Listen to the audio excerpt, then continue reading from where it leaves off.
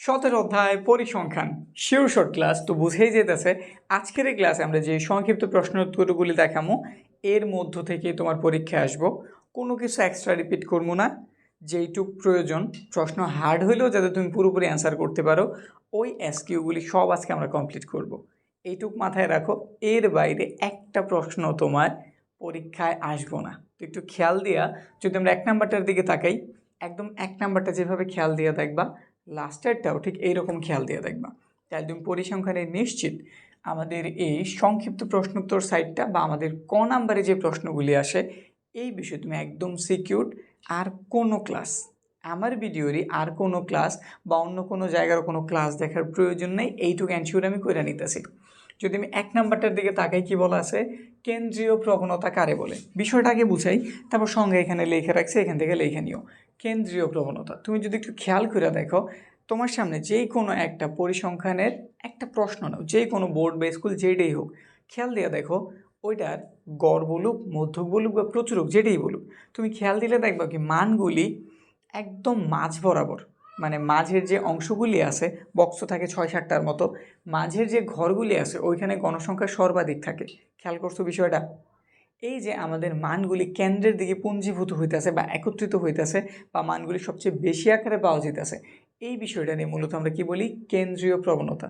আর এটারে পরিমাপ করা হয় 3টা জিনিসের মাধ্যমে, এগুলারে বলি আমরা কি কি, গাণিতিক গড়, মধ্যক, প্রচুরক। এবার যদি এটা তোমার সংক্ষিপ্ততে আসে, অবশ্যই একটু সংজ্ঞা লিখতে হইব। তো সংজ্ঞাটা তুমি জাস্ট কতটুকু লেখলে পুরো নাম্বার পাইবা, আমি জাস্ট ওইটুক বিষয় এখানে তুলে দিছি, এক্সট্রা কিছু লেখার প্রয়োজন নাই। তুমি এইটুক দিয়ে আসলে পুরো নাম্বার তুমি পেয়ে যাবা। কি বলছি সংজ্ঞাতে, অবিন্যস্ত উপাত্তসমূহকে, কেমন অবিন্যস্ত, এগুলো বিন্যস্ত বা সাজানো গোছানো আকারে নাই, র্যান্ডম আকারে দেওয়া আছে। অবিন্যস্ত উপাত্তসমূহকে মানের ক্রমানুসারে সাজালে উপাত্তসমূহ মাঝামাঝি কোনো মানের কাছাকাছি পুঞ্জীভূত হয়। যেমন অনেকগুলি মান আমি নিছি, ধরো 17, 18, 23, 25, এভাবে করতে করতে 17 থেকে ধরো 50 পর্যন্ত নিছি। দেখা যাবে কি একটা জায়গায় ধরো 40 হইতে পারে বা কত হইতে পারে, 45 হইতে পারে, এর আশেপাশে সংখ্যাগুলি সবচেয়ে বেশি পরিমাণে পাওয়া যাবে। এই বিষয়টারই আমরা বলি কি কেন্দ্রীয় প্রবণতা বা কেন্দ্রের দিকে পুঞ্জীভূত হওয়ার যে প্রবণতা, এই বিষয়টা হচ্ছে মূলত কেন্দ্রীয় প্রবণতা। এটুকু লিখে দিব। অবিন্যস্ত উপাত্তসমূহ মানের ক্রমানুসারে সাজালে উপাত্তসমূহ মাঝামাঝি কোনো মানের কাছাকাছি পুঞ্জীভূত বা একত্রিত হয়। কেন্দ্রীয় মানের দিকে এই পুঞ্জীভূত হওয়ার প্রবণতাকে কেন্দ্রীয় প্রবণতা বলা হয়। কেন্দ্রীয় প্রবণতা পরিমাপ করা হয় 3টা জিনিস দ্বারা, গাণিতিক গড়, মধ্যক এবং প্রচুরক। বিষয় ক্লিয়ার? এটা সংক্ষিপ্তর জন্য খুব বেশি পরিমাণে গুরুত্বপূর্ণ। যদি তুমি বাংলা টেপের কিছুর দেখা পাও এটা পাইতে পারো, আর যেটা মিস হয় ধরো এটা আসে নাই, তাহলে তুমি এটার দেখা পাইতে পারো। উদাহরণস্বরূপ বিচ্ছিন্ন অবিচ্ছিন্ন চলকের বর্ণনা দাও, এটা যেমন আমাদের এসকিউর জন্য গুরুত্বপূর্ণ, এই বিষয়টা তোমার এমসিকিউতে একটু হেল্প করতে পারে। আমাদের এমন অনেক জটিল প্রশ্ন দিয়ে দেয়, দেখতে খুব জটিল মনে হয় বা উদ্ভট মনে হয়, কিন্তু এইটুক জানা থাকলে তোমার ইজি লাগবে। যেমন ঢাকা বোর্ডেই 2025-এ ক নম্বর একটা প্রশ্ন হয়েছিল, হাতির সংখ্যা কী ধরনের চলক। এটা আবার কেমন প্রশ্ন, পরিসংখ্যান এটা কেমন প্রশ্ন এসে বললো।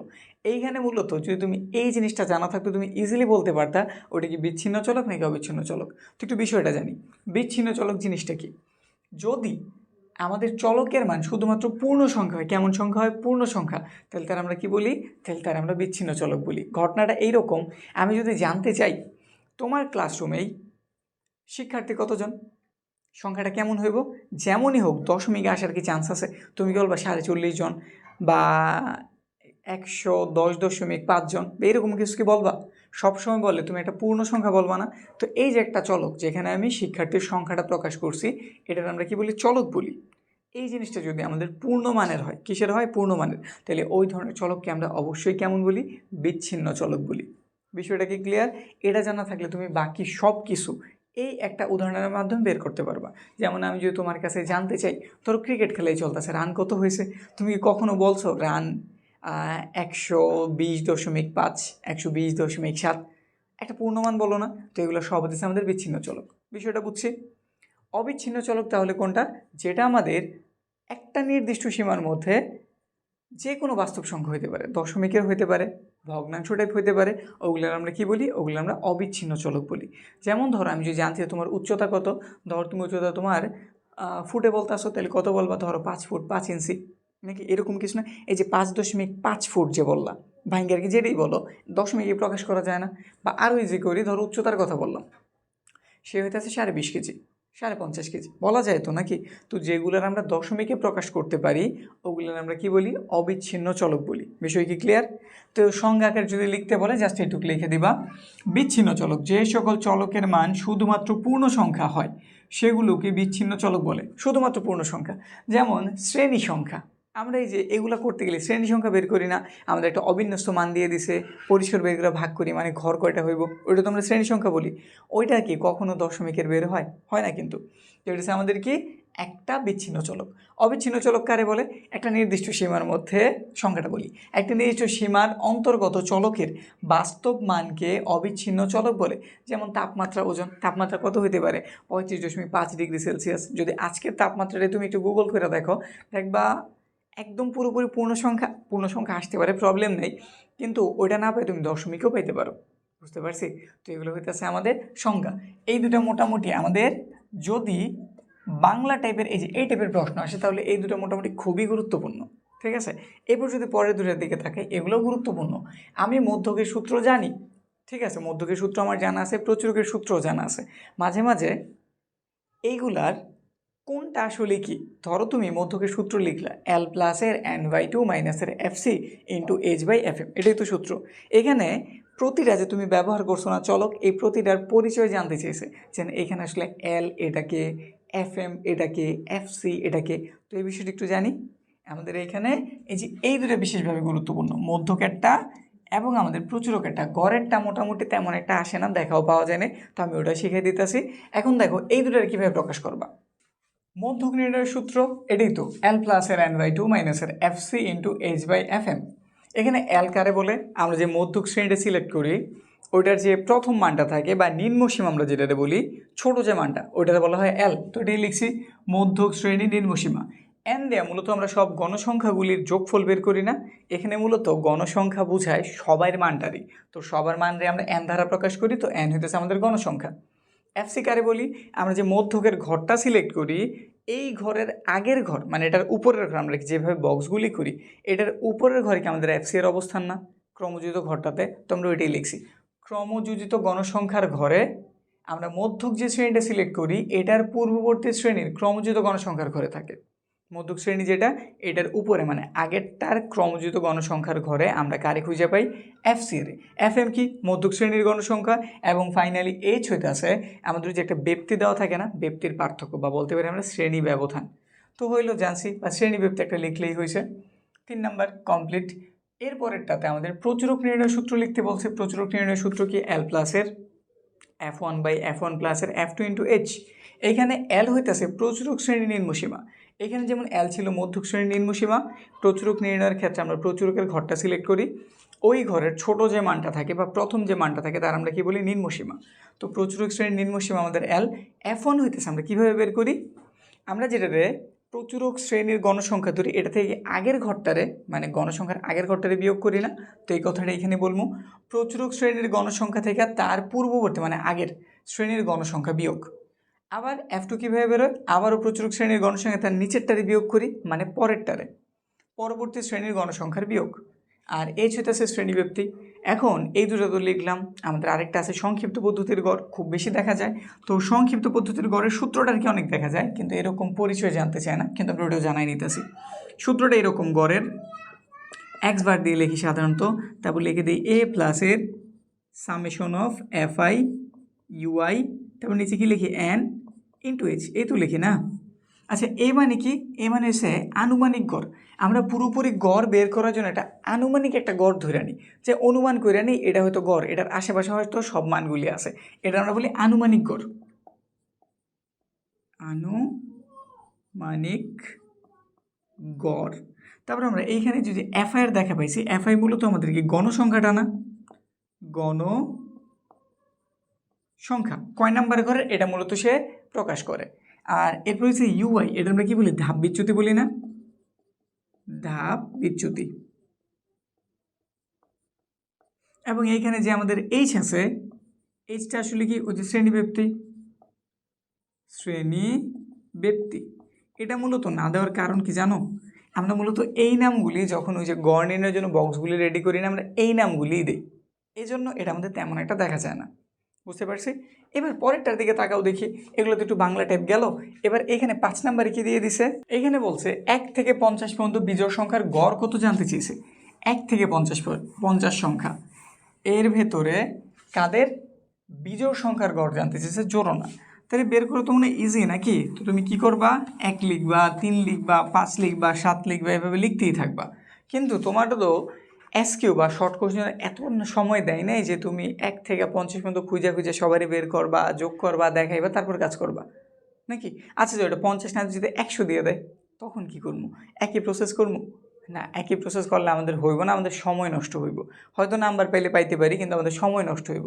তো এর জন্য একটা সহজ নিয়ম দেখি।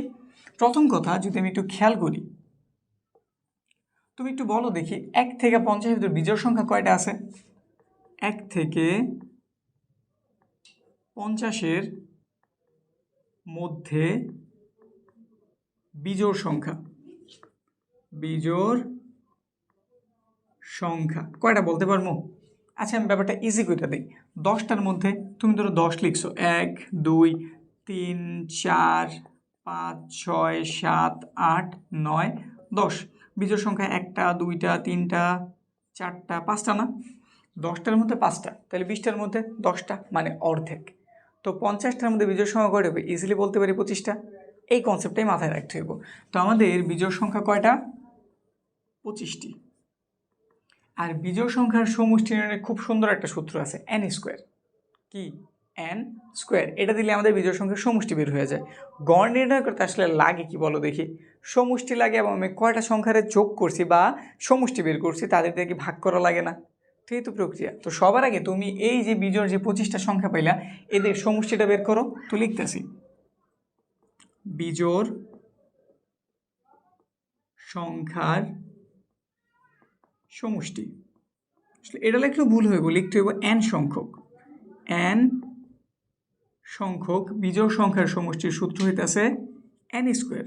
তাইলে 25টি বিজোড় সংখ্যার সমষ্টি অবশ্যই কত হইব? 25 স্কোয়ার। আর 25 স্কোয়ার করলে অবশ্যই 625 পাওয়া যায়। তো আমি কি জানছি? আমি সমষ্টি জানছি, আমি কয়টা সংখ্যা আছে তাও জানি। তাহলে আমি কি গড় বের করতে পারবো না? কয়টা দেই?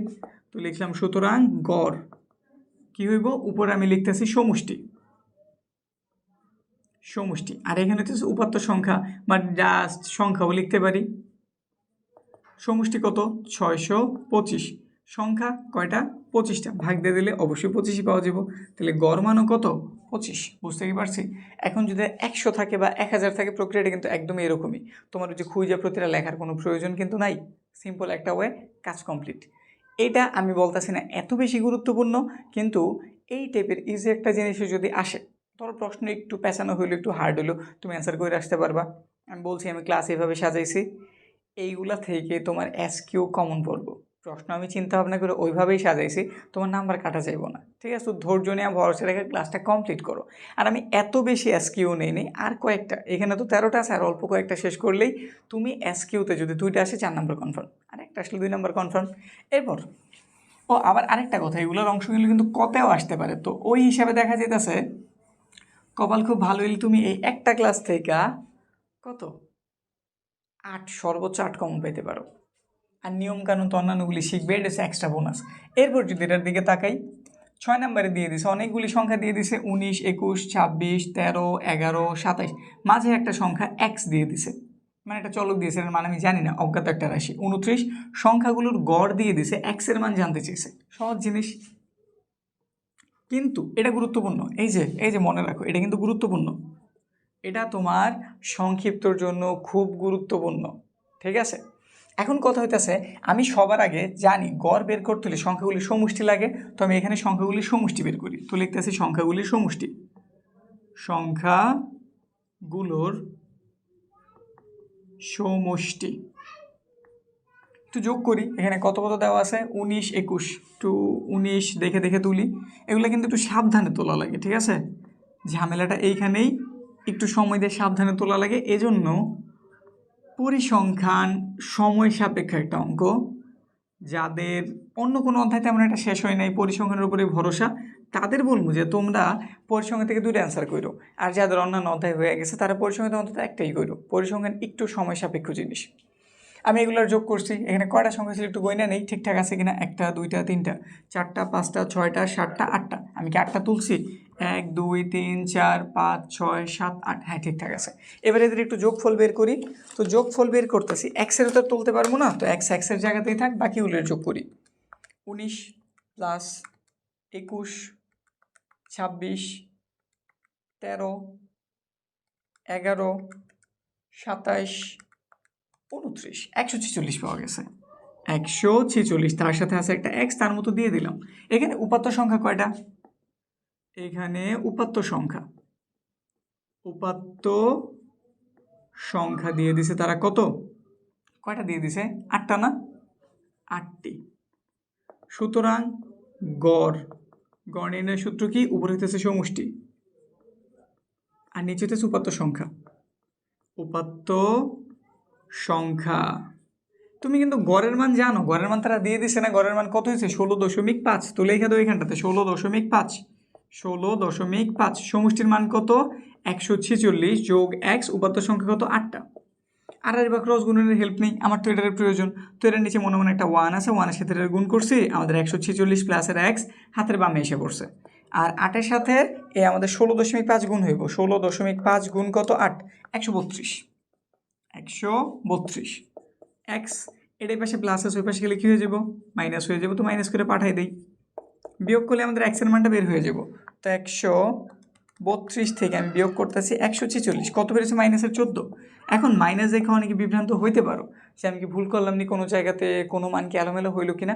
মাইনাসের বের হইতে পারে, ঘাবড়ানোর কিছু নাই, কিন্তু তুমি একটা রিচেক দিয়ে নিতে পারো। সব অঙ্কে একটা রিচেক দিয়ে নিবা, ঠিক আছে? একটু কনফার্মেশনের একটু রিচেক দিবা, ব্যাস তুমি নিজে আর কি একদম কনফার্ম হয়ে গেলা। বুঝতে পারছি? তো আমাদের অ্যান্সার কত বের হয়েছে? -14। যদি -14 বের হয় তাইলেই একমাত্র আমাদের সংখ্যাগুলির গড় কত বের হয়? 16.5। বুঝতে কি পারছি? 7 নাম্বার দেখো তো কি বলা আছে। 7 নম্বরে বলছে 1 থেকে 21 পর্যন্ত মৌলিক সংখ্যাগুলির গড় নির্ণয় করো। এইরকম অজস্র প্রশ্ন তোমার সামনে থাকতে পারে, এটাও অজস্র রকম থাকতে পারে। আমি এটা করাই দিছি আর বলছি কমন পড়ব, ঠিক আছে? এখন দেখো বেসিক বিষয়টা তুমি নিজেও বোঝো, এটা না বললেও তুমি বুঝবা। এখানে আমার সংখ্যাগুলি 19 21 এগুলো দেওয়া আছে, তোমার এগুলো না দিয়ে অন্য কিছু দিব। এখানে এক্স না দিয়ে অজ্ঞাত রাশি ওয়াই দিতে পারে। এখানে গড়ের মানটা চেঞ্জ করে 16.5 না দিয়ে 20.5 32.5 দিতে পারে। এর বাইরে কি চেঞ্জ করবো? আর এইটুক চেঞ্জ হইবই। আমি চাইলেও হুবহু দিতে পারবো না, একমাত্র পারতাম যদি আমি প্রশ্ন রেডি করতাম আর যদি ওই যে কী বলে এটা 2 নাম্বারই করতাম, তাইলে হয়তো সম্ভব ছিল। এরা ছাড়া কেউ তোমার এইভাবে গ্যারান্টি দিতে পারবো না। বাকি নিয়ম আমি গ্যারেন্টি দিয়ে দিলাম, এর মধ্য থেকে তোমার পরীক্ষায় কমন পড়বো ইনশাল্লাহ, এলোমেলো হইব না। এরপরে এইখানে যেটা বলছে, এই যে আমাদের 7 নাম্বার 1 থেকে 21 পর্যন্ত মৌলিক সংখ্যার গড় জানতে চেয়েছে। তো তুমি মৌলিক সংখ্যা আশা রাখি চিনো, 1 থেকে 21 পর্যন্ত কি এর থেকে বেশিও মৌলিক সংখ্যা চিনো, কিন্তু আমাদের প্রয়োজন এখানে 1 থেকে কত পর্যন্ত? 21 পর্যন্ত মৌলিক সংখ্যা। তো লিখতেছি 1 থেকে 21 পর্যন্ত মৌলিক সংখ্যাগুলো হচ্ছে লেখা শুরু করলাম। মৌলিক সংখ্যা শুরু হয় 2 থেকে, তারপরে আছে 3, তারপরে 5, তারপরে 7, তারপরে 11, তারপরে কত? 11-র পরে কত আছে? 13, তারপরে কত আছে? তারপরে আছে 17, এরপরে হয়তো 19 আছে, তারপরে 23 আছে, তারপরে কত আছে? 29 আছে নাকি? কিন্তু আমাদের বলছে কত পর্যন্ত? 21 পর্যন্ত। তাহলে এগুলা নেওয়ার কি কোনো দরকার আছে? বা নিলে কি আমার অঙ্ক হইব? উল্টারও কাটা যাইব। তো বাদ, আমি নিলাম এই যে পর্যন্ত। এদের গড় বের করতে বলছে, এই যে এখানে যে সংখ্যাগুলি পাইছো এদের গড় নির্ণয় করতে বলছে। তো গড় নির্ণয়ের নিয়ম তো তুমি জানোই, সমষ্টি বের করতে হবে, এখানে যতটা উপাত্ত আছে অত দ্বারা ভাগ করতে হইব। তো এগুলো একটু যোগ করি, সংখ্যাগুলোর যোগফল,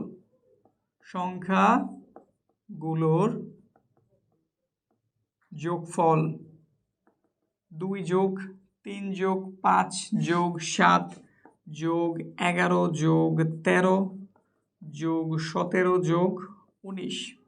তো যোগ করে দেখি কত পাওয়া যায়। যদি যোগ করি আমি এগুলারে, 2 যোগ 3 যোগ 5 যোগ 7 যোগ 11 যোগ 13 যোগ 17 যোগ 19, রেজাল্ট 77 পাওয়া গেছে। এবং এখানে উপাত্ত কয়টা আছে, মানে সংখ্যা কয়টা আছে? 1টা 2টা 3টা 4টা 5টা 6টা 7টা এবং 8টা। কয়টা পেয়েছি? 8টা। তুলে লিখে দিলাম উপাত্ত সংখ্যা কয়টা? 8টি। সুতরাং গড় নির্ণয়ের সূত্র কি? উপরে সমষ্টি, নিচে উপাত্ত সংখ্যা। উপাত্ত সংখ্যা, বিষয় কি ক্লিয়ার না? খুব সিম্পল জিনিস কিন্তু। উপরে এটা দিয়ে দিলাম, নিচে 8 দিয়ে দিলাম। এবার 77 একটু তুমি 8 দ্বারা ভাগ করে দেখো তো কত রেজাল্ট বের হয়। রেজাল্টটা বের হয় 9.625। তাহলে এটা হইতেছে আমাদের এই মৌলিক সংখ্যাগুলির গড়। বিষয় কি ক্লিয়ার? বুঝতে পারছি? এখন যদি বুঝা থাকো তাইলে আমারে এই প্রশ্নের সমাধান কি দিতে পারবা? এটার সাথে বেশি রিলেটেড আমাদের 7 নাম্বার না, এটার সাথে বেশি রিলেটেড আমাদের 6 নাম্বারটা। আমাদের 6 নাম্বার ডাইরেক্ট মান দিয়ে কইরা দিছে, আর এখানে বিষয়টা একটু বাংলা কথার মাধ্যমে প্রকাশ করছে। বাংলা কথা অন্য টাইপেরও হইতে পারে, কিন্তু বিষয়টা জানা থাকা উচিত। দেখো এখানে কি বলছে, তারেক বাংলায় 85, একজনের নাম উল্লেখ করছে তারেক, একজন শিক্ষার্থী, যে বাংলাতে পাইছে কত নাম্বার? 85, ইংরেজিতে পাইছে 96, গণিতে পাইছে 96, তার গড় নাম্বারও দিয়েছে 89। এখন একটা বিষয়, রসায়নে কত পেলে এই গড়টা বজায় থাকবে এটা জানতে চেয়েছে। তো বিষয় একদম সিম্পল, এখানে যে তুমি সাবজেক্টগুলি জানছো এগুলোর যোগ করতে হইব, আর যেটা অজ্ঞাত রাশি মানে রসায়ন, ওটার মানটা একটু ধরে নিই। ধরি রসায়নে কত পেতে হবে? পেতে হবে x নম্বর। তাহলে সুতরাং মোট নম্বর বের করতেছি, মোট নম্বর সবার যোগ করতেছে আর কি। আমাদের সমষ্টি বের করা লাগে, গড়ের জন্য আমাদের কি করা লাগে? সমষ্টি বের করা লাগে না? তো এখানে আমি যে সাবজেক্টগুলির নাম্বার আছে তাদের যোগ করতেছি। বাংলায় পাইছে 85, তারপরে আরেকটা সাবজেক্ট 96 এবং আরেকটা যেটা আমরা জানি না রসায়নের, ওটা আমরা x ধরে নিছি।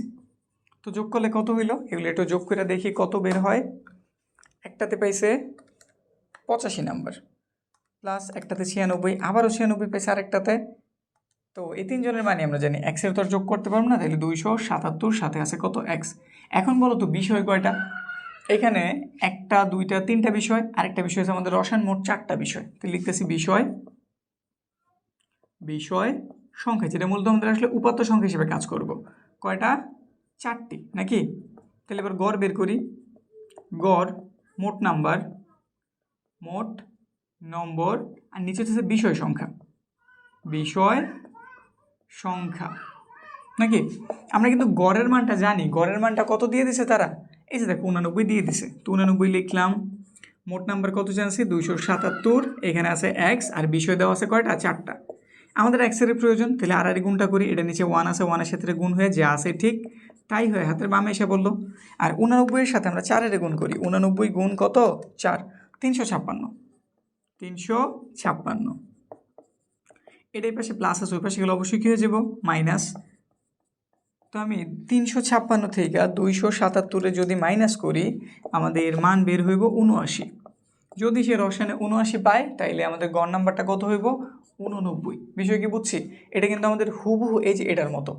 6 নাম্বারটা যেখানে আমরা একটা অজ্ঞাত রাশি ছিল, এখানে পরিমাণে বেশি ছিল, আর এখানে জাস্ট মাত্র 4টা মান দিয়ে দিছে। তো কম বেশি হইতে পারে, এরকম একটু বাংলাও অ্যাড হইতে পারে, দেখাই নিলাম। পরেরটার দিকে যদি তাকাই, 9 নাম্বার প্রশ্নটা খুব সিম্পল। এইখানে আমাদের ইউ, এ এবং শ্রেণী ব্যবধান এইচ এগুলো দেওয়া আছে, এক্সের মান জানতে চেয়েছে। এটা তোমরা যারা গড় করছো, আর আশা রাখি সবাই গড় করছো, কেউ সংক্ষিপ্ত পদ্ধতির গড় মিস করেনি, এটুকু আমি জানি নাকি? কারণ এটা এবার দুর্বল সবল সবার জন্য সবচেয়ে বেশি গুরুত্বপূর্ণ অধ্যায়। একটা অধ্যায় থেকে 20 নাম্বার, মিনিমাম 20-এর থেকে বেশি 22 মিনিমাম, 24 মিনিমাম বলা যায় একটা অধ্যায় থেকে। তো এবার দেখো এখানে আমাদের কী দেওয়া আছে? ইউআই এর মান দেওয়া আছে। তো সবার প্রথমে এগুলো একটু আমরা তুলি। সব কী দেওয়া আছে? ইউআই রে এখানে ডাইরেক্ট ইউ দিয়েও দিতে পারে, আবার এটার নাম কিন্তু তারা ধাপ বিচ্যুতিও বলে দিতে পারে। এখানে 4 দেখে কনফিউজ হওয়ার কিছু নাই। এটা ধরো তুমি যে বক্সে করো, প্রথমে ইউআই লেখলা একটা ঘরে, ইউআইয়ের একটা মান বেরোইল না, এরকম 1টা 2টা 3টা 4টা, মানে বলতে পারো একদম 4 নাম্বার ঘরে গিয়া ইউআইয়ের যে মানটা বেরোছে ওটা দিয়ে দিছে। বুঝছি? তো লিখতেছি আমরা, দেওয়া আছে মানগুলি একটু তুলি। U4 এর মান তারা দিয়ে দিয়েছে -4। আর এখানে অনুমিত গড়, এটার নামটা একটু মনে রাখো। এটা আমরা এ ধারা প্রকাশ করি। এটার বাংলা নামটা কি? অনুমিত গড়, যার মান দিয়েছে 20। এখানে দিয়েছে শ্রেণী ব্যক্তি, শ্রেণী ব্যক্তি আমরা মূলত এইচ দ্বারা প্রকাশ করি, যার মান দিয়েছে 5। আমাদের কাছে কার মান জানতে চাইছে, এই যে এটার মান x4 এর মান। এখন কত হইতেছে, সবার নামে তো বাংলা লিখছি, তো এটার নাম একটু লিখে দিয়ে, এর নাম হচ্ছে ধাপ বিচ্যুতি। ধাপ বিচ্যুতি। আমরা কিন্তু ধাপ বিচ্যুতির একটা সূত্র জানি, কি জানি, uy is equal to xi মাইনাসের a/h। এখানে i এর পরিবর্তে 4 ইউজ হবে, আর কিছু না, এই যে 4 আর এই যে 4, বুঝছি এই বিষয়টা। এখন তুমি u4 এর মান জানো, মাইনাসের 4, তুমি x4 এর মান জানতে চাও, এটা যেমন আছে ওই রকম। এর মান তুমি 20 জানো, h এর মান তোমার 5 দিয়ে দিছে। আর এবার ক্রস গুণের একটু হেল্প নেই, আমরা এটার আগে এই পাশে আইনা নেই, তো x⁴ মাইনাসের 20, ওই পাশে মাইনাসের কত হয়ে গেল, 4 5 20, এই যে গুণ করছি। আমার তো x⁴ প্রয়োজন, এটাই পাশে মাইনাস, ওই পাশে গেলে কী হয়ে যাবো, প্লাস। তো অবশ্যই x⁴ এর মান কত বের হইব, 0।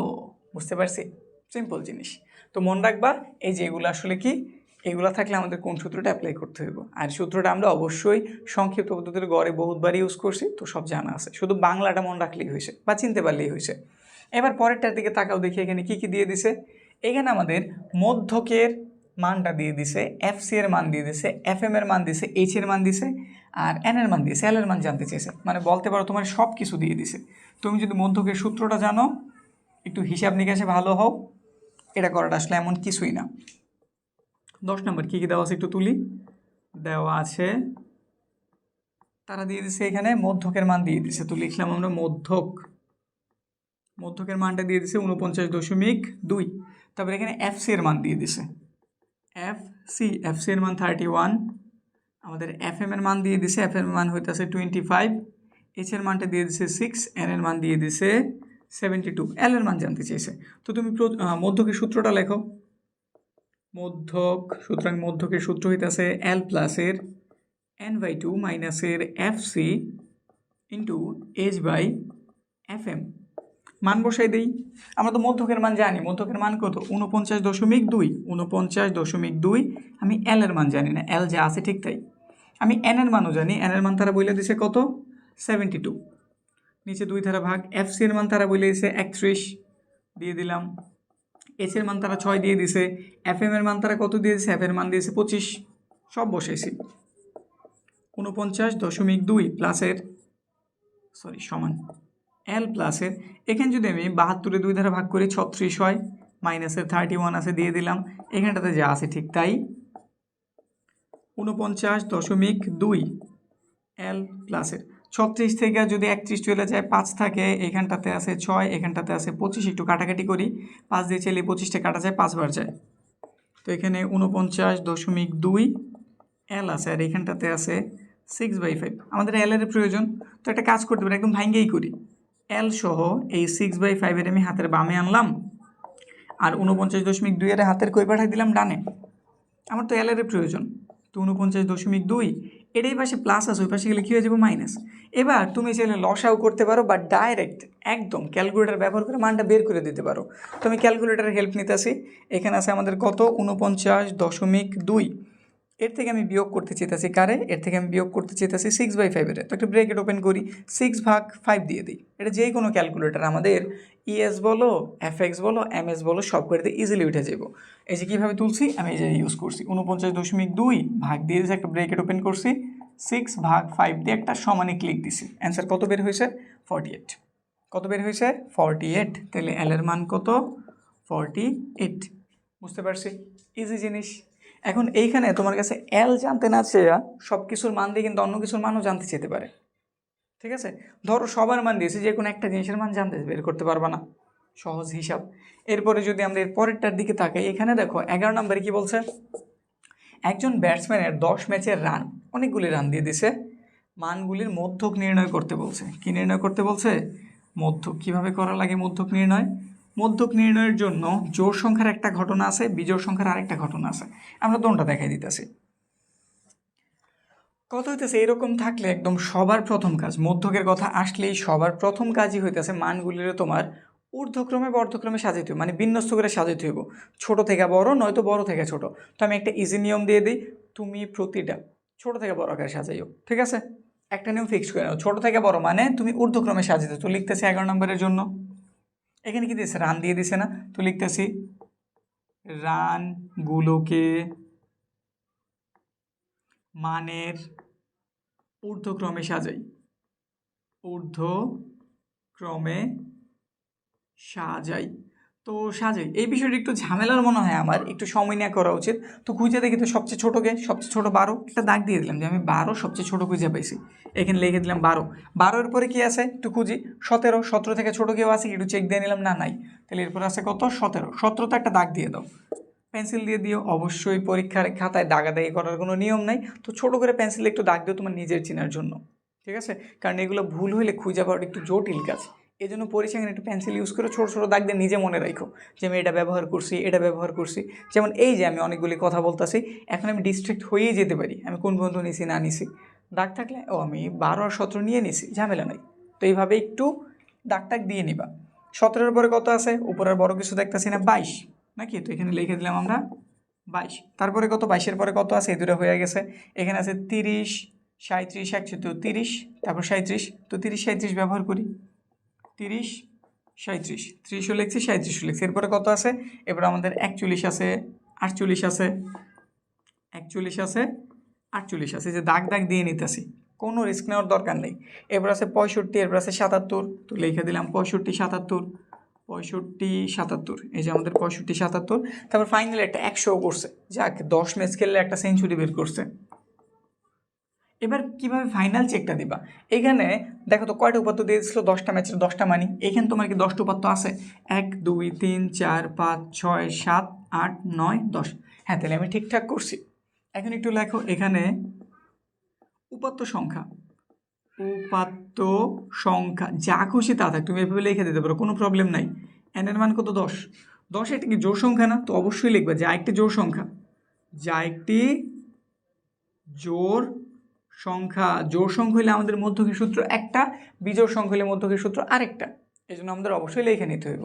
যেহেতু আমি জোড় সংখ্যা জানছি, এবার তাহলে সুতরাং মধ্যক, সুতরাং মধ্যক, মধ্যকের সূত্র কি, লম্বা করে একটা দাগ দিবা। হ্যাঁ, একটু দেখতে বড় হইব কিন্তু খুব সহজ জিনিস। লম্বা করে একটা দাগ দিছি, তার নিচে 2 লিখে দিছি। উপরে লিখবা কি, এই n এর 2 দিয়ে ভাগ করো, মানে অর্ধেক করতেছি, n/2 তম পদ, তম পদ। তারপর আবার লিখবা, আবার এটারই লেখো n/2, শুধু একটা পদ বাড়ায় দাও, মানে এটার পরবর্তী পদটা নিতেছে। এটা n/2 হলে পরের পদটা এক বাড়বো, এই যে তম পদ, এইটুকুই কাজ, আর কিছু না। এবার তুমি n এর মান তো কত জানছো, 10 না? তো বসাও 10/2 তম পদ প্লাস 10/2 প্লাসের 1 তম পদ, তম পদ। নিচে আছে 2, এখান থেকে কত পাওয়া গেল, 5 পাওয়া গেল না? 10-এর যদি আমি 2 দ্বারা ভাগ করি 5ই তো হইব, তো লিখে দিলাম 5তম পদ। 5-এর পরবর্তী পদের তাহলে অবশ্যই 6তম পদ, 6তম পদ। একটু একটা বিশেষ জিনিস খেয়াল রাখো, এই যে প্লাসের চিহ্নটা কিন্তু অবশ্যই দিও। অনেকে এমনও করতে দেখছি, এই যে এটা দোনটা একসাথে লিখে দিছে, সব কিছু হয়েছে, একটা আমার শুধু কাটা খাওয়ার প্রয়োজন নাই। তো আমাদের সূত্র এখানে প্লাসের, তুমি প্লাস অবশ্যই দিয়ে নিবা, ঠিক আছে? তো এটা হচ্ছে আমাদের 5তম পদ, এটা হচ্ছে আমাদের কয় নাম্বার, 6 নাম্বার পদ। নিচে 2-এর মতো 2। 5 নাম্বারে কি আছে, এটা 1 নাম্বার, এটা 2 নাম্বার, এটা 3, 4, 5, 37। আর পরেরটা কত, 41। যোগ করে 2 দিয়ে ভাগ দিলেই কাজ হয়ে যাব। তো একটু যোগ করে দেখি তো কত হয়। এখানে আমাদের মান দেওয়া আছে 37, প্লাসের আছে 41, 78 হয়েছে। এর 2 দ্বারা ভাগ দিয়ে দিলাম, ডাইরেক্ট 39।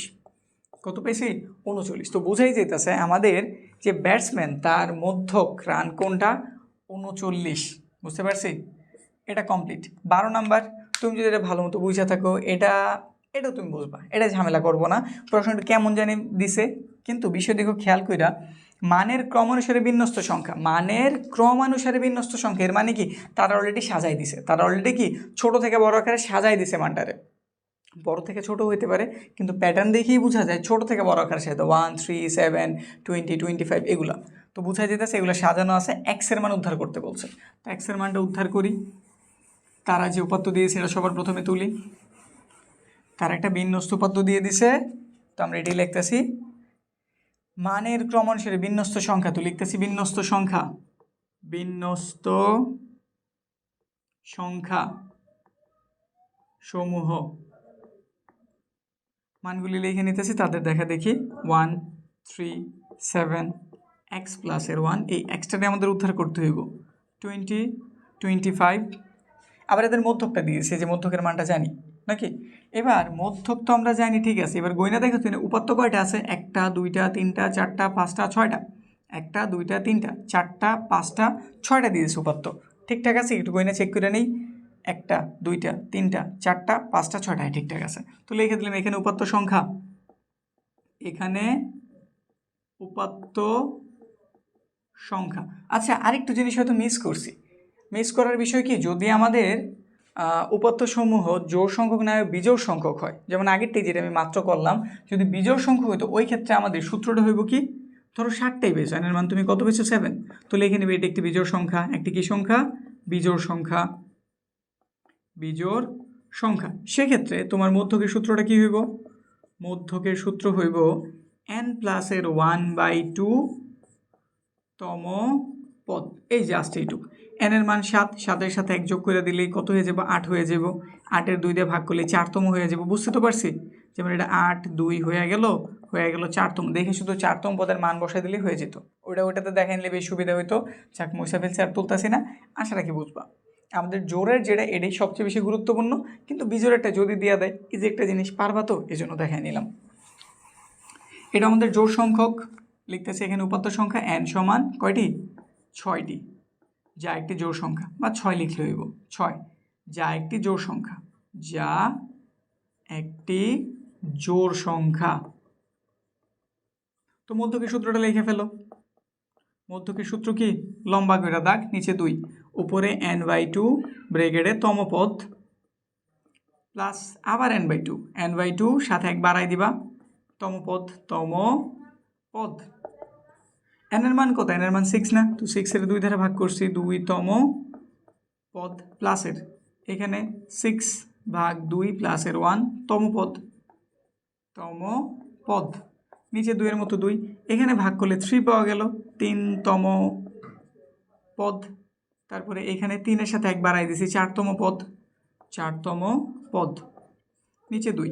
3তম পদের মান কত? এটা 1 নাম্বার 2 নাম্বার 3 নাম্বার। 3 নাম্বার পদের মান 7, আর 4 নাম্বার পদে আমাদের যে কাঙ্ক্ষিত x প্লাসের 1, নিচে আছে 2। আমরা মধ্যক জানছি, আবার আমরা কিন্তু মধ্যকের মানও জানি। এই যে মধ্যকের মান 11.5। তো সুতরাং লিখে দিলাম, যে এখানটাতে মানটা বসাই দিলাম, 11.5 ইজ ইকুয়াল টু 7 প্লাসের x প্লাসের 1/2। পরে একটু আর বা ক্রস গুণন করি, এটা 1-এর সাথে গুণ হইব, তাহলে এখানে হয়ে গেল 7 প্লাসের x প্লাসের 1, আর ব্রেকেট দিলাম না। এটার সাথে গুণ করছি 11.22, আর পয়েন্টের জন্য হয়ে গেল 23। আমার দরকার x-এর, এর পাশে প্লাস, ওই পাশে গেলে মাইনাস, 1 এই পাশে প্লাস, ওই পাশে গেলে অবশ্যই মাইনাস। তো x থেকে যদি তুমি 8-এর বিয়োগ করো, কত থাকে? যদি তুমি 23 থেকে -7 -1 বিয়োগ করে দিলা, কত বাজব? 15। 23 বিয়োগ 8, হ্যাঁ 15। তাহলে x-এর মান কত? 15। বুঝতে কি পারছি? শেষ। ক্লিয়ার বিষয়? এরকম থাকতে পারে জটিল হইলে। এটা হচ্ছে একটা ক্যাডেট কলেজের একটা প্রশ্ন ছিল এটা। এবার এটার দিকে তাকাই, 13 নাম্বার। এখানে প্রচুরক নির্ণয় করতে বলছে। প্রচুরক নির্ণয় করা খুবই ইজি একটা বিষয়। প্রচুরক মানে কি? প্রচুর, যেটা পরিমাণে কি আছে? বেশি আছে। তো উপাত্ত থেকে খুঁজে দেখতে হবে কেউ পরিমাণে বেশি আছে কিনা। বেশি থাকলে সেই আমাদের কি? প্রচুরক। তো উপাত্ত সমূহগুলোর দিকে একটু তাকাই। আগে লিখে উপাত্ত সমূহ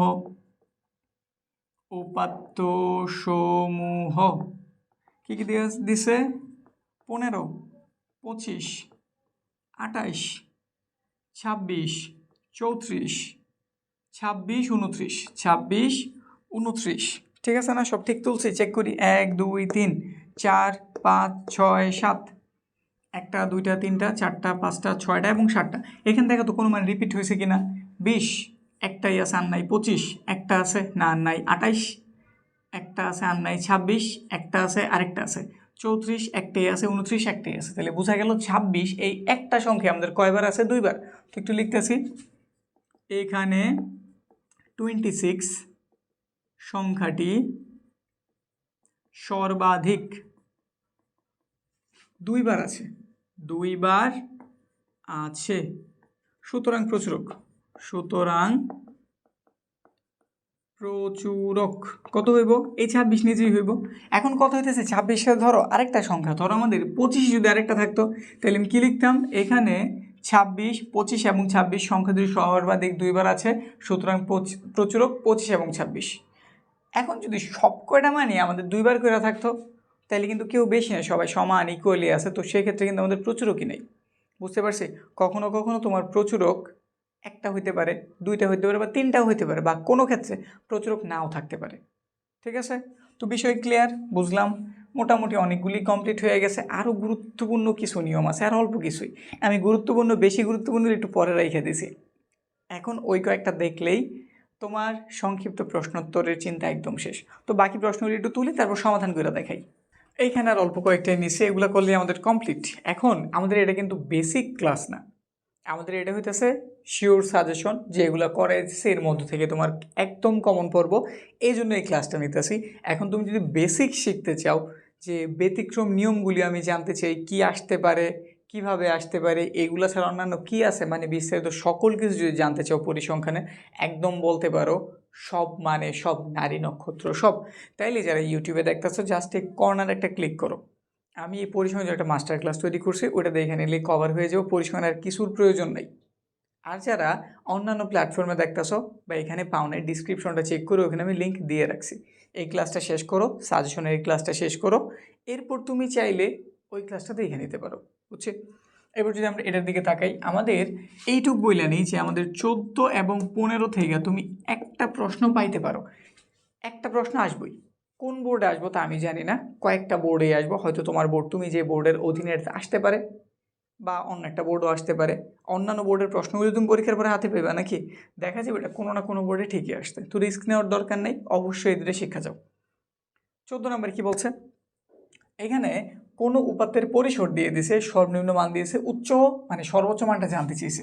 তো যেই তথ্য দেওয়া আছে সবাই একটু তোলো, দেওয়া আছে।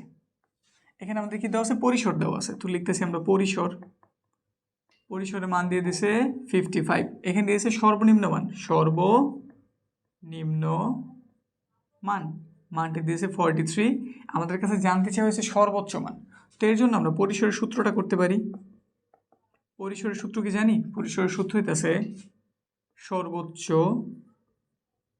মান বিয়োগ সর্বনিম্ন মান যোগ হইতেছে 1। এখন তুমি যার যার মান যেন বসায় দাও। পরিসরের মান আমি জানি, পরিসরের মান কত? 55। সর্বোচ্চ মান আমি জানি না, তো সর্বোচ্চর মতোই রাখলাম, সর্বোচ্চ মান, ব্রেকেটের আর প্রয়োজন নাই। সর্বনিম্ন মান কত? 43 দিয়ে দিলাম, প্লাসের একটা 1 আছে, এটাও দিয়ে দিলাম। এখন দেখো আমাদের সর্বোচ্চ মান প্রয়োজন, এটাই পাশে মাইনাস আছে, এটাই পাশে প্লাস আছে, এই পাশে পাঠায় দাও। সেই পাশে মাইনাস ছিল, এই পাশে আসলে অবশ্যই কী হয়ে যাবো, প্লাস 1, ওই পাশে প্লাস আকারে ছিল, এই পাশে আসলে অবশ্যই মাইনাস হয়ে গেল। তাহলে সর্বোচ্চ মান বের হয়ে গেছে, শুধু একটু ক্যালকুলেশন করতে হইব। তারপর একটু ক্যালকুলেশন করে দেখি, যদি আমরা 55 এবং তার সাথে 43টা যোগ করি এবং এগুলো থেকে একবার দিয়ে দিই, তাহলে রেজাল্ট বের হয় 97। সর্বোচ্চ মান কত? 97। তো এভাবে লিখে দিই যে সর্বোচ্চ মান কত পাওয়া গেছে, 97। শেষ, বুঝতে পারছি। এখন এইখানটাতে প্রশ্নটা অন্যভাবে কীভাবে ঘুরে থাকতে পারে, ধরো এখানে তোমার সর্বনিম্ন মানটা মানে 43, এটা দেওয়া নাই, এটার কি নাই, এটা আমরা জানি, এটা জানতে চাইলো, আর তোমার কাছে সর্বোচ্চ মানটা বইলে দিল 97। তো প্রসেস তো সেমই, তখন তুমি সর্বনিম্নর যে মানটা ওইটা জানো না, ওইটার বাংলাতেই লিখবা, এই সর্বোচ্চর মান যেন ওটা বসাইবা, এই পাশ ওই পাশ করবা, মান বের করবা। ঠিক আছে, এটুকু পরিবর্তন হইতে পারে। এটাতে আমারটাতে এই প্রশ্নটা আমি নিচ্ছি সর্বোচ্চ মান কত, তোমারে হয়তো দিতে পারে সর্বনিম্ন মান কত, বা এটাও হুবহু দিতে পারে। ঠিক আছে, তারপরটা যদি তাকাই, মোটামুটি এইরকম তথ্যই দেওয়া আছে, কিন্তু সূত্রটা একটু চেঞ্জ হইব। কোনো শ্রেণীর উচ্চ সীমা দিয়ে দিছে, মধ্যমান দিয়ে দিছে, ওই শ্রেণীর নিম্ন সীমা জানতে চেয়েছে। এখানে আর পরিসর বলেন, এখানে মধ্যমান বলছে। আমাদের মধ্যমান বললে এক সূত্র, পরিসর বললে আরেক সূত্র। তো এটা একটু এই জায়গাতে চেঞ্জ আসবো। তো 15 নাম্বার, এটার জন্য সেমভাবে যা যা দেওয়া আছে তুইলা নাও, দেওয়া আছে। আমাদের এখানে কি দিয়ে দিছে, উচ্চ সীমা, তুমিও লেখো উচ্চ সীমা, উচ্চ সীমা দেওয়া আছে 65, আর দেওয়া আছে মধ্যমান, মধ্যমান দেওয়া আছে 62.5। এবার তুমি মধ্যমানের সূত্রটা করো। সুতরাং মধ্যমান কীভাবে বের করে, ওই তুমি গড় করছো না, শ্রেণীবিভক্ত দেওয়া থেকে দুইটার যোগ করে 2 দিয়ে ভাগ করে, ওইটাই মূলত আমাদের মধ্যমান। যে কোনো কিছুর মধ্যবিন্দু বা মধ্যমান বের করার প্রক্রিয়া এটাই। তো এই জন্য আমাদের কী করতে হইব, বড় আর ছোটো দুটার যোগ করতে হইব। তো লিখে দিলাম নিম্ন সীমাই লিখলাম আগে, নিম্ন সীমা যোগ উচ্চ সীমা ভাগ কত, 2। তুমি মধ্যমানের মানটা জানো 62.5। তুমি নিম্ন সীমা জানো না, তো যা আছে ঠিক তাই লিখে দিলা। নিম্ন সীমা আমার জানা নাই, আমি উচ্চ সীমা জানি 65, নিচে 2 দিয়ে দিলাম। তারপর আমার কাছে আর বা ক্রস গুণ করা, যেহেতু আমার এটার প্রয়োজন তাহলে এই গুণটা আগে করলাম, মানে হাতের বামে এটা লিখে দিলাম। সাথে আছে 65, এটা নিচের 1-এর সাথে, মানে যেটার 1-এর সাথে গুণ হয়েছে যা আছে ঠিক তাই। আর আমাদের 62.5-এর যদি আমি 2 দ্বারা গুণ করি রেজাল্ট কত বের হয়? 62.5 ইন্টু হইতেছে আমাদের 2, 125। তারপরে নিম্ন সীমা 125, এটাই পাশে প্লাস, ওই পাশে গেলে অবশ্যই কী হয়ে যাবো? মাইনাস। একটু বিয়োগ করি, নিম্ন সীমার মান কত বের হলো? নিম্ন সীমা 125 থেকে বিয়োগ 65, তো রেজাল্ট বেরোছে 60। আমাদের উচ্চ সীমা ছিল 65, নিম্ন সীমা কত? 60। তো এটাও সেমভাবে আমাদের নিম্ন সীমার মানটা দেওয়া থাকতে পারতো, মধ্যমান দেওয়া থাকতো, তোমার কাছে উচ্চ সীমা জানতে চেতে পারতো। তো এইভাবে প্রশ্নটা ঘুরাইতে পারে, বুঝতে পারছি? এর বাইরে কিন্তু কিছু হইব না। এখন এই লাস্টে বলতেছি না, এখানে আরও 3টা লিখছি, 3টা কেন আমি এখানে চাইলে আরও কয়টা, প্রায় মনে হয় 10-12টা লিখতে পারতাম, কিন্তু আমি প্রসেসটা বুঝিয়ে দিতেছি, এই নিয়মে তুমি বাকি সব কমপ্লিট করতে পারবা। আমার একটা বক্স দিয়ে দিছে, বক্স থেকে সারণী হতে জানতেছে F1 into F2 into H এর মান কত। আচ্ছা, F1 প্রচুরকের কথা যদি চিন্তা করি, এটা কি সবচেয়ে বড় না? এটা থেকে যদি আমি এটাতে বিয়োগ করি তাহলে কি F1 পাওয়া যায় না? তো এটাই লিখতেছি। আমাদের এইখানটাতে 16 নম্বর যদি করি, এখানে প্রচুরক শ্রেণী ডাইরেক্ট লিখে দিচ্ছে কত? 61 থেকে, আচ্ছা যাক একদম বিস্তারিতই লিখি, ছোট আর না করি। এখানে গণসংখ্যা সর্বাধিক কত আছে? 25, যা কোন শ্রেণীতে অবস্থিত? 61 থেকে 70 শ্রেণীতে অবস্থিত। সুতরাং প্রচুরক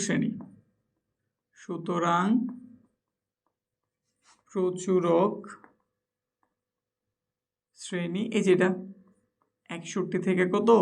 70। তাহলে এখন যদি আমি F1 বের করতে চাই, F1 মানে হইতেছে প্রচুরকের যে গণসংখ্যা, প্রচুরক শ্রেণীর যে গণসংখ্যা, এটা থেকে তার সামনেরটারে বা পূর্বটারে বিয়োগ করা। 25 থেকে আমি 15 বিয়োগ করলাম, অবশ্যই 10 পাওয়া যাইব। তাহলে F2 হইতেছে আবার এই 25 থেকে তার পরেরটারে বিয়োগ করা। তাহলে যদি আমি 25 থেকে 14 বিয়োগ করি কত পাওয়া যাব? এখানে যেহেতু 10 পাইছে, এখানে অবশ্যই 11 পাওয়া যাব। আমাদের এই দুটোর গুণ করে H এর সাথে আবার গুণ করতে বলছে। গুণ না থেকে এখানে যোগও থাকতে পারে, বিয়োগও থাকতে পারে, মানে এই জন্যই বলছি এই অঙ্করে চাইলে আমি 10 কেন 12, 13, 14, 15 বহুত নিয়মের আমি এই প্রশ্নটা ঘুরাই ফিরে লিখতে পারতাম। বিষয়টা কি, এখানে তারা গুণ দিছে, গুণ না দিয়ে এখানে কী থাকতে পারতো? যোগ থাকতে পারতো, বিয়োগ থাকতে পারতো। গুণ না রেখে যোগই রাখি, এটা বেশি ভালো দেখা যাইব। মানে আমি তো তৈরি করছি, এই জন্য প্লাসই দিয়ে দিলাম। ধরো তোমারটাই মাইনাস আসছে, তুমি মাইনাস দেওয়া করবা। এখন H এর মান কত? H এর মান হইতেছে এই দুই ঘরের পার্থক্য, 31 থেকে 40, 31 সহ কিন্তু গণতে হয়। 31, 32, 33, 34, 35, 36, 37, 38, 39, 40, কয়টা? 10টা পাইছে। তো H এর মান 10। তো সুতরাং ফাইনালি F1 প্লাসের F2 ইন্টু H, F1 এর মান 10, F2 এর মান 11, H এর মান 10, দুইটার যোগ করলে 21 পাওয়া গেছে, 21 সাথে 10 যোগ করলে 210 হয়ে গেছে। যদি বিয়োগ করতে বলতো বিয়োগ করতাম, গুণ করতে বললে গুণ করতে বলতাম, আরও কিছু করতে বললে আরও কিছু করতে পারতাম, কোনো ঝামেলা ছিল না। এবার ধরো এই প্রশ্নটাই আরও একটা বানাই, প্রচুরক শ্রেণীর মধ্যমান জানতে চাইলো। প্রচুরক শ্রেণীর কি জানতে চেয়েছে? তোমার কাছে মধ্যমান জানতে চেয়েছে। প্রচুরক শ্রেণী কি যেটা না সিলেক্ট তো করলাম, এবার এটার মধ্যমান যদি বের করতে বলে, যে বললো আচ্ছা মধ্যমানটা বের করতে, তাহলে মধ্যমান কত হইব? এই দুটার যোগফল 61 যোগ 70 ভাগ হইতেছে 2, এই দুটার যোগ করবা, 61 আর 70 যোগ করবা, 61 যোগ 70 ভাগ হইতেছে কত? 2 দিয়া, 61 যোগ 70 ভাগ 2, 65.5, 65.5। এটা আমাদের মধ্যমান, হ্যাঁ মধ্যবিন্দু লিখলেই হয়েছে, ঠিক আছে। এখন যদি এটা নিম্ন সীমা জানতে চেত তাহলে 61 হইতো, যদি উচ্চ সীমা জানতে চেত 70 হইতো, যদি মধ্যক শ্রেণীর পরবর্তী শ্রেণীর মধ্যমান জানতে চেত মধ্যক শ্রেণীর পরবর্তী শ্রেণী এটার মধ্যমান সেম হয়। মানে এইভাবে আমি ঘুরায় পেঁচায় বহুতগুলি প্রশ্ন বের করতে পারবো। আসলে কি ছোটোখাটো বিষয় তোমরা জানো, ঠিক আছে। তো স্কিপ করে আমরা 18 নাম্বার গেলাম, এটা দিয়ে আমরা কমপ্লিট করতেছি। আবার এইটারও চাইলে মধ্যক শ্রেণী ধরে আমরা অনেকগুলি প্রশ্ন বানাইতে পারি। মধ্যক শ্রেণী কোনটি, মধ্যক শ্রেণীর মধ্যমান বের করো, মধ্যক শ্রেণীর পূর্ববর্তী শ্রেণীর মধ্যক মান বের করো, মধ্যক শ্রেণীর নিম্ন সীমা বের করো, উচ্চ সীমা বের করো, হাজারো প্রশ্ন বের করো, হাজারো না অনেকগুলি বের করা যাবে আর কি। ঠিক আছে, তো এটা একটু করাই দিই। আমাদের এটার জন্য এখানে একটু কাজ করি, ছোট জিনিস, তো এর জন্য আমি আর এক্সট্রা কিছু করতেছি না। আমি একটা ক্রমযুক্ত গণসংখ্যা বের করতেছি। আমাদের মধ্যক বের করতে গেলে অবশ্যই ক্রমযুক্ত গণসংখ্যার হেল্প লাগে। তো এর জন্য আমি নতুন করে কোনো চার্ট তৈরি করতেছি না, জাস্ট এখানেই দেখাই দিতেছি ক্রমযোজিত গণসংখ্যা। কীভাবে বের করে ক্রমযোজিত গণসংখ্যা তাও আমরা জানি, আমরা খারাপভাবে করে অভ্যস্ত, কিন্তু প্রক্রিয়া তো একই। এখানে 5, এখানে এই দুজনের যোগফল এই ঘরটাতে লিখবো, তাহলে কত হলো 15। এই জনের যোগফল এখানে লিখবো 30, এই জনের যোগফল লিখলাম, তাহলে এটা কত হয়ে গেল 55। এই দুটোর যোগফল যদি লিখি 55 যোগ 14, 55 যোগ 14, রেজাল্ট 59। 59-এর সাথে 9 যোগ করলাম, রেজাল্ট বের হইলো 78। 78-এর সাথে 3 যোগ করছি, রেজাল্ট বের হয়েছে 81। একটু বিজোড় সংখ্যা বের হয়ে গেছে, প্রবলেম নেই কোনো। তা একটু চেক দিয়ে দেখে নিই। ফাইনালি 5 প্লাসের 10 প্লাসের 15 প্লাসের 25 প্লাসের 14 প্লাসের 9 প্লাসের 3, রেজাল্ট হ্যাঁ 81। 81 আসছে, 81ই ঠিক আছে। এখন এটা আমরা n ধরলাম, এটা আমরা কি ধরলাম, n ধরলাম। এভাবেই তো করি, যে মানটা বের করি ওইটাই তো আমাদের n এর মান হয়, তো ওইভাবেই লিখি। এখানে n ইজ ইকুয়াল টু 81, সুতরাং n/2, বা আমরা আরেকটা কাজ করতে পারি, n এর সাথে 1 যোগ করতে পারি। n এর সাথে 1 যোগ করে ওটার 2 দিয়ে ভাগ করতে পারি, তাহলে কত বেরোইব, 81 যোগ 1 মানে 82, 41। এভাবেও বের করে, তো কত পাইছি আমরা, 41 পাইছি। এখন 41 কোন ঘরে আছে, অবশ্যই এই ঘরে, তাহলে এটা আমাদের মধ্যক শ্রেণী। এটা আমাদের কি শ্রেণী, মধ্যক শ্রেণী। তো লিখে দিলাম এত, যা 61 থেকে 70 শ্রেণীতে অবস্থিত, শ্রেণীতে অবস্থিত, সুতরাং মধ্যক শ্রেণী। মধ্যক শ্রেণী কোনটা হইব, এই যেটা 61 থেকে 70। এখন এটা যদি মধ্যমান জানতে চাই, তুমি এই যে যোগ করবা, 2 দিয়ে ভাগ করবা। যদি এটা পূর্ববর্তী শ্রেণী জানতে চাই, এটারে করবা, পরবর্তী জানছিলে এটারে করবা, নিম্নসীমা জানছিলে প্রথমটারে লিখবা, উচ্চসীমা জানছিলে পরেরটারে লিখবা। তো এইভাবে ঘুরে পেঁচায় যত আসে তুমি দিতে পারবা। আশা রাখি এইটুক বুঝ তোমার ভেতরে আসে, কোনো প্রবলেম হইব না।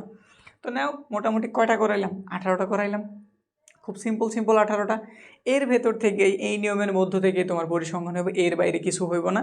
অল্প সময় আছে, ভালো মতো প্রিপারেশন নাও। আর বিস্তারিত যদি জানতে চাও পরিসংখ্যান সম্বন্ধে, ডিসক্রিপশন চেক করো বা প্রথম কমেন্টটাও চেক করো, আমি পিন কইরা বিস্তারিত ক্লাসটা দিয়ে রাখছি। তো ঠিক আছে, এটা কমপ্লিট হইলো।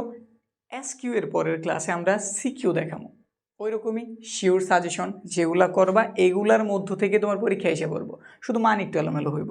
আর এর পরের ক্লাসে এমসিকিউ 3 ধাপে মোটামুটি আমি পরিসংখ্যানটা কমপ্লিট করতেছি, যাতে খুব ইজিলি যখন যেটা দরকার তুমি ওইটা কইরা ভালো একটা প্রিপারেশন নিতে পারো। তো আজকের ক্লাসে এই পর্যন্ত, দেখা হইতেছে সিকিউর ক্লাসে।